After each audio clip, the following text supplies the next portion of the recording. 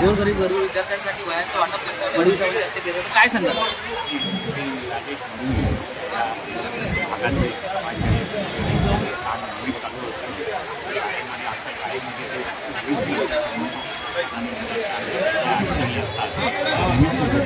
CCTV आम्हाला त्यांच्या वाढदिवसानिमित्त त्यांनी कॅमेरा खाली घ्या खाली घ्या हो ताई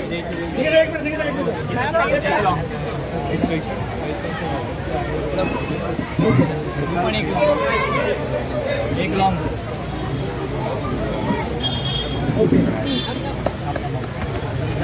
हे सारी कारण त्यांना जायला रस्ता ठेवलेला आहे.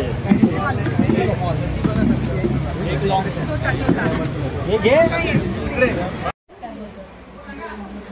त्यांच्या वाढदिवसाला माझ्याकडून मनापासून खूप खूप शुभेच्छा.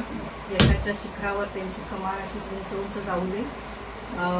बाहेर राजकारण म्हणण्यापेक्षा समाजकारण 99% चालू असतं, त्यांची धडपड चालू असते. घरी आले तरी काय करावे, काय योजना, काय लिहू, काय शोधू, असं विविध उपक्रम ते शोधतच असतात. आणि त्याचबरोबर घरी पूर्ण आई वडील आहेत, त्यांचे ज्येष्ठ नागरिक आहेत, त्यांचे ते श्रावण बाळ पुत्र आहेत आणि मुलांनाही अगदी आपुलकीने घरात म्हणजे वाटणारच नाही की ते बाहेर इतके ऍक्टिव्ह आहेत. घरी पण अगदी डाऊन टू अर्थ असतात. घर आणि बाहेर अगदी मनाने ते सांभाळत असतात आणि बाहेरही विविध उपक्रम अगदी अनोखे सुरू असतात. माझ्याकडून त्यांना वाढदिवसाच्या खूप खूप शुभेच्छा. तुमची साथ कशी असते सरांना? माझी घरामध्ये पूर्ण साथ असते आणि बाहेर मी जरी नगरसेविका असते तरी विविध उपक्रम काय करायचे तेच ठरवतात आणि माझा त्याच्यामध्ये 20%च वाटा असतो. ते पूर्ण 80% तयारी करतात आणि नंतर मग मला ते दाखवतात की आपण असा उपक्रम हाती घेतलेला आणि मला ते नक्कीच पटतात आणि आम्ही दोघं मग साथीने जोडीने पुढे जातो.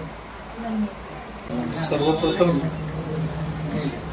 तुम्ही बघाल तर आम्ही बीजेपी वाले कधी वाढदिवस साजरा करत नाही, पण गेल्या 1-2 वर्षापासून मला असं जाणवलं की या जो 10 जून आहे त्यावेळेस शाळा सुरू होतात आणि जी मुलं आहेत ती वह्यांसाठी, जी गरीब मुलं असतात ती वह्यांसाठी खूप धडपड करत असतात किंवा शैक्षणिक साहित्य. म्हणून एक डोक्यात संकल्पना आली, आपण या निमित्ताने आपण शैक्षणिक साहित्य, वह्या वगैरे वाटतो आणि त्यानुसार आपण गेल्या 2 वर्षापासून 20,000 वह्या आपण वाटतो.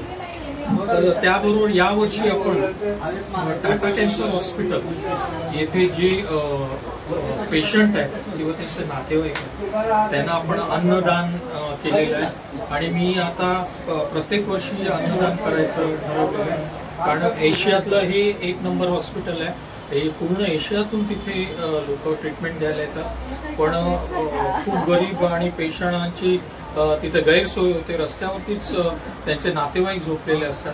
तर अशा वेळेस त्यांना सेवा देण्यात आज जो आनंद, समाधान मिळाला आहे त्याच्यासारखा कुठेच मिळालेला नाही. आणि आपल्या ठाण्यातली स्वामी समर्थ संस्था आणि मुंबई पोलीस असे मिळून तो उपक्रम घेतात आणि दर शनिवारी हा उपक्रम घेतला जातो. तर माझं सर्वांना आव्हान असेल, वाढदिवस आपण असा साजरा करण्यापेक्षा तिथे आपण त्यांच्यासोबत अन्नदान करून वाढदिवस साजरा करावा. आज आपण या वह्या वाटपांसाठी आपल्या ठाण्याचे सरस्वती विद्यालयाचे ज्येष्ठ शिक्षक जे आहे सुरेंद्रजी दिघे सर हे येणार आहेत आणि त्यांच्या हस्ते आपण हा वह्या वाटपांचा कार्यक्रम घेणार.